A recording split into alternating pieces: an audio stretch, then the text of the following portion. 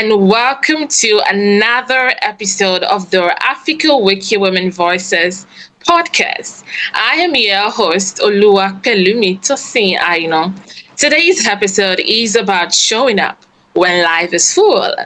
This episode will delve into the quiet tension many African women face while trying to stay active in the Wikimedia movement, balancing full-time jobs, family responsibilities, motherhood, and personal goals. But why are we having this conversation today? Because I know some of you might really be thinking, okay, why are we having this conversation? We are having this conversation to speak to the weight of wanting to contribute, but constantly battling limited time, exhaustion, and competing priorities. In this episode, I and my guests will unpack how difficult it can be to show up consistently as a volunteer and why that struggle is valid. Today, I'm joined by Rebecca Janet from Rwanda. Rebecca Janet is a co-founder of the Wikimedia Rwanda, community leader, and environmental advocate. Founder of Heco Mappers, OSM Rwanda, managing director of CX Touchpoint Rwanda, and she works at the intersection of geospatial technologies, open knowledge, women's inclusion, and community empowerment. Rebecca leads initiative in climate action, disaster resilience, digital inclusion, and capacity building across Rwanda. Beyond the professional roles, she is a mother, a mentor, and a committed community builder dedicated to advancing development and open knowledge in Africa. Rebecca, welcome on board. Welcome to the Africa Wiki Women Voices podcast. I'm so happy to really have you on the show today. Yes, thank you so much. Thank you so much for having me here. I'm really happy to be here and, of course, share the experience, share the way, and the struggle, as you said. I'm happy to be here and I'm happy to share whatever can support the community around Africa. Yeah. Well, thank you so much for coming here today, Rebecca. All right, without wasting time, let's dive right into it, okay? Rebecca, I must say, huge congratulations to you on adding an MSc to your list of achievements, okay? Wow, tell me how it feels, to be 2 degrees hotter. How does it feel, really? Yeah, it feels more than achievement. It's a story. It's a story for the next generation for me. Yeah, it's a legacy. Looking at myself, navigating all of that, but also adding value to my education, having 4 babies and, maintaining my motherhood. Yeah, it's a successful story to me and the next generation of the women and around the ecosystem. Yeah. Wow, really. It's really a story for the next generation of women in Africa within the Wikimedia movement. Regardless of whatsoever, it is really possible to achieve a dream and become who we want to be, whatsoever we want to be, as long as we can put our mind to it. Congratulations to you once again, Rebecca. Congratulations. Okay. Rebecca, much of the work in the Wikimedia movement today is volunteer-led. Most Wikimedians balance full-time job with editing, organizing, and leading community projects. And for many, it's more like a double duty, and it's already a challenge, literally. But for women, especially African women, because of the peculiarity of our region, the burden often feel more heavier, juggling paid work, childcare, family responsibility, alongside community commitment. It's for me. I feel like sometimes it turns participation into a constant exercise in prioritizing and trade-offs. So, Rebecca, as someone who is a community leader, you've been a community leader for quite a while now, and you manage that with motherhood, being a wife, and other responsibilities that you have. I'd like to put this to you. When we say there is a struggle, really, the struggle of balancing being a volunteer within the Wikimedia movement and all other things, is the struggle to balance a full-time job, family, motherhood, and other responsibility. Why volunteering as a Wikimedian a valid one? And if it is a valid one, how can African women realistically find balance? Or maybe balance is not even possible, because some persons say, okay, I feel like it's literally impossible to find balance. But what do you really have to say to this? As someone who have experienced this, you really have, it's more like your lived experience, being a mother, a wife, a career person, furthering your education, being a community leader within the Wikimedia movement. What can you say to this? Yeah, thank you so much. First of all, let me just mention this. To me, balance is not just doing everything. No, it's not doing everything, but is choosing what matters without losing yourself. So the struggle is real because African women holds many responsibilities, and it's okay. It's okay to do so, because that really demonstrates that African women are not struggling because they are weak. No, they are struggling. No, they are juggling because they are strong.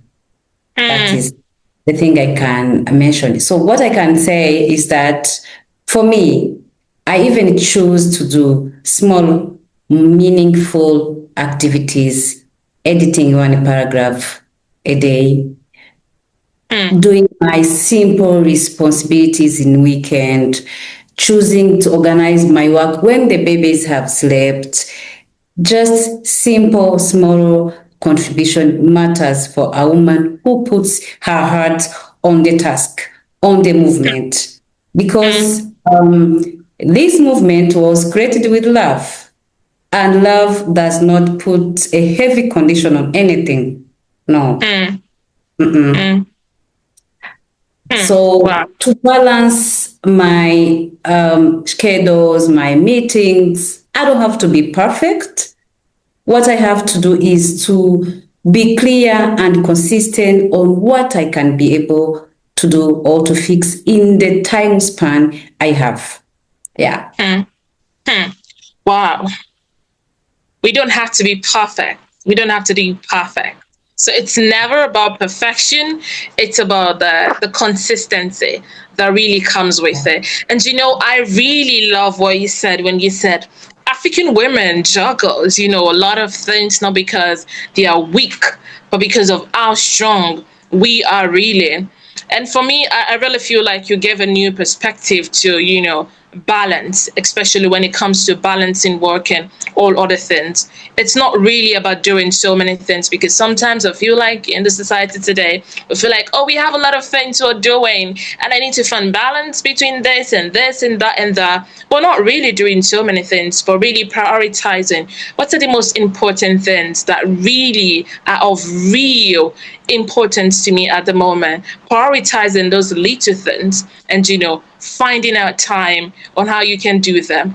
And you also mentioned putting our art to it, putting our art to it. And it really speaks to what I said before we started, while I asked you the icebreaker question, that for us as women, when we set our mind on something, we can do it, we can achieve it, as long as we can put our mind to it. All right, moving on, Rebecca. You earned a master's while being a full-time professional. A mother of four. Okay, that's a whole lot. Okay, a wife and a community leader and a volunteer at the same time. Now, I feel like that alone is a masterclass in resilience, because I am very sure it comes with its up and downs. Now, for the African women listening today who are walking, sorry, the same tightrope, exhausted, stretched thin, but determined. Rebecca, what practical habits, boundaries, or support helped you manage everything? And what would you tell a sister who feels she can't keep going anymore? Because sometimes we get tired, and we're like, okay, it seems as if I've come to the end of myself. I really can't go anymore. How do you think really African women can sustain a regular participation in the Wikimedia community despite constantly, having all other things? And what practical habits and would you say from your own experience as a mother, a wife, a professional, and a volunteer and an organizer, a community leader within the Wikimedia movement? Yeah, thank you so much for the good question. And this one also inspires me. I always tell myself that consistency as well is not doing more at a time, but it's just doing what you can with the little time you have, as I said. And what I learned in this movement is that, especially for women, this is a movement which kind of have a special support for women. This is what I have learned across all the groups I've been to. Even in the movement itself, I am in AFCOM, I am in WISCOM, I've been into women groups, Wow. I've been into election committee, I've been reading project and that. What I saw is this ecosystem really provide a support to women as they can. Okay? So you don't have to do more at a time. What you have to do is to bring yourself to ease. You just make it easy for yourself, and also do what you can at time, as I said, because a small edit can build a big movement. Okay? So you don't have to do big project alone, because I know some of the girls start in the movement when they are just girls, when they are just finishing their university. And then after 1 year, they jump to become engaged in become a wife or whatever wedding. After 9 months, this young lady, she's now becoming a woman. She's bearing a child, the first child or twin. And then she's also getting two families' responsibilities. And so now you ask yourself, how now the sustainability will come, how this can work. The only way this can work is to have, first of all, to acknowledge the friendship you have in the movement, because people in the movement are ready to help. I've been seeing people supporting me in whatever I do. If I say that, you know what, dear AFCOM members, I am not able to, to participate at my full capacity. Could someone help me? They do so, okay? When you just simply communicate effectively, tell your team, because some of the women have pressure like, I didn't show up in this last meeting. I don't know what they're up to. Now I feel guilty because I did not participate at my fully. They will think of me. Don't think of whatever other people will think of you, because what I know, other people also have their own responsibilities. What you have to do is to give a hand to each other, support each other, and make sure no one blames you and no one is out there to blame you. Just do what you can and do small thing at a time. Don't just try to become perfectionist, do better, just do small thing until make your life easier and happy, because you will find yourself doing what you love. And I am sure 100% you can do better. Only what you have, what you love, you can do it better than anything else. Yeah, maybe I can. Yeah. Wow. That's a mouthful. I feel like really, I'm actually learning, honestly, because you said quite a lot of us we started out as girls, and that's real. Because I started out as a girl in this movement, in my university days and all of that, and gradually we all are moving, towards soon become a mother and all of that, and we don't even know. Okay, when we get here, how's it going to look like? Are we going to really have time for what we're doing now within the movement? So really, thank you. Thank you so much for sharing those tips. And I know quite a lot of young people, young women in Africa, listening to you right now would really benefit and know that it's okay for us to like you said, I'm going to use it in another dimension. They say a drop of water makes a mighty ocean. The little edit count, just a little thing here and there, but when we are consistent with it, it goes a long way. All right, thank you so much, Rebecca, for that. So moving on, to the next question right now. I know you've mentioned a little about it, but I'd like you to say more about this particular aspect. Now, personally, I believe it's not only acceptable but necessary to take breaks so we don't lose ourselves in the name of volunteering. Now, our ability to contribute to the Wikimedia movement, rests on our physical and mental well-being. And at times, personally, I want to shout to African women everywhere, it's okay to rest. It's okay to slow down. It's okay to move from creating 10 articles a month to two, okay, or even one, because some teens, because some other things are literally demanding your time at the moment, and you're just one person. You can do millions of things at a time. So, and I feel like that choice doesn't make us any less dedicated. It keeps hers whole. It keeps you whole and able to really come back stronger. So, Rebecca, what do you have to say to this? When life gets very demanding, how can volunteers, especially African women, but then the movement, slow down without disconnecting? And what practical and meaningful ways can they really stay connected to the Wikimedia movement without losing themselves? I really want you to speak to, Eve, really slowing down, is necessary and needed within the movement. It's not all the time. You're creating 50 articles a day, a month, sorry. You're creating 30 a month. Sometimes you just have to slow down because you have so many things. You don't want to get, you don't want to run down, let me put it that way, literally, while doing all of these things together, because it can actually be a whole lot. So what do you have to say to this? All right. Thank you so much. Yes, what you are saying is right.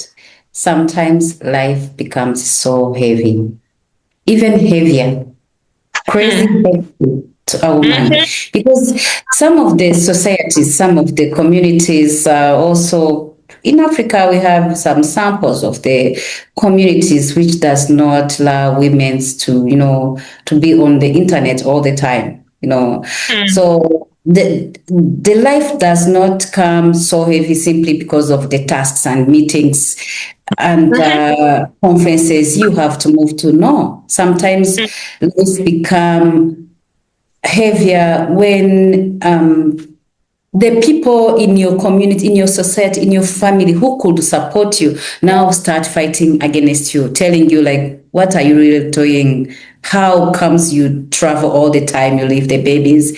How comes you are sitting on the internet editing all the time instead of going and look for firewood, cooking for your husband, do this and that. A lot of responsibilities out there, preparing weddings, weekends of your family members. All of that are hindrances which make someone feel extremely heavy. That is true. And it's still okay. So I can say that slowing down is not a failure. Stepping back somehow, think about yourself, is not a failure, is a form of strength. because that is the only time you think about yourself, about your future, about your family, about what you like the most, about who you are, about your true identity, about the impact you are making. This is the only way you can simply appreciate how far you've come. This is the time you can simply think of the strategy of your little family, your future, your ecosystem. So what I can say, rest is also a contribution to me. When you contribute, because when you come back with that clarity, strength, and purpose. So slowing down does not disconnect you. No, it protects you. It protects the people you love, because family. Without family, there is no nation, there is no community. So simply what I can say, when the movement listens to our realities, give us a hand. We don't see any hindrance, we don't see any heavier challenge, simply because when you have someone who listens to you, listens to your challenges, listens to your way, the way you do things, you have anyone. By the way, remember, even the global community, the people who read what we write, what we put on Wikipedia, they're also contributors. They also give us strength. So once I think that there's someone who listens to me, and whatever I did last month was really appreciated by anyone, by someone, that gives me a strength to continue and to come back with the strength and purpose. So I encourage women around the movement to contribute by also stepping down sometime, or at least slowing down to think, to rethink, to reshape, to re-energize themselves. Yeah. Thank you. Wow, really. Rest is also a form of contribution. That is really powerful. And I hope people, African women listening to us right now, would really note that down. It's okay to slow down. It's okay to rest. It's a form of contribution, because when you slow down, when you rest, you reflect, you come back with better energy, you come back with greater purpose, just like Rebecca said. You come back more equipped with clarity, come back with more ideas you want to run with within the Wikimedia movement. So it's okay. It's fine. It doesn't mean you're less dedicated or you're less passionate when you slow down to reflect, to think, and to get better. Thank you so much, Rebecca, for that. All right, so we're finally coming to the end of today's episode. And the last question I have for you is, I really want you to speak to this. What practical support or structures within the Wikimedia ecosystem would allow African women to stay rooted in Wikimedia, within the movement, without really sacrificing their well-being, while I'm trying to really be active? I just want you to say a few things to that. Yeah. What I can say on that is that our stories are not just stories, as I said. They are blueprints of the future generation. Okay?